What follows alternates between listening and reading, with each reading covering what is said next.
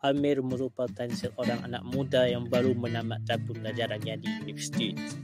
Dia merancang untuk pulang ke kampung halamannya sementara untuk menunggu tawaran pekerjaan yang dah sampai. Penatnya naik kereta. Apa dah jadi dengan rumah Tok Ngah ni? Kenapa banyak sangat semak samun ni?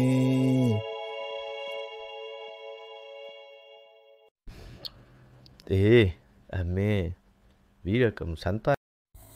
Kenapa Amir? Apa yang Tuan rumuskan ni? Meh sini Pak dia nak cerita kat kamu. Kenapa dulu masa arwah Tok Ngah kamu ada banyak tanaman?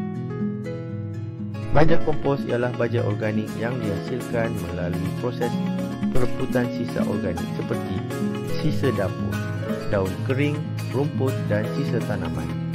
Mikroorganisme akan memecahkan bahan-bahan ini dan menukarkannya menjadi bahan hitam gelap seperti tanah yang sangat subur dan kaya dengan nutrien.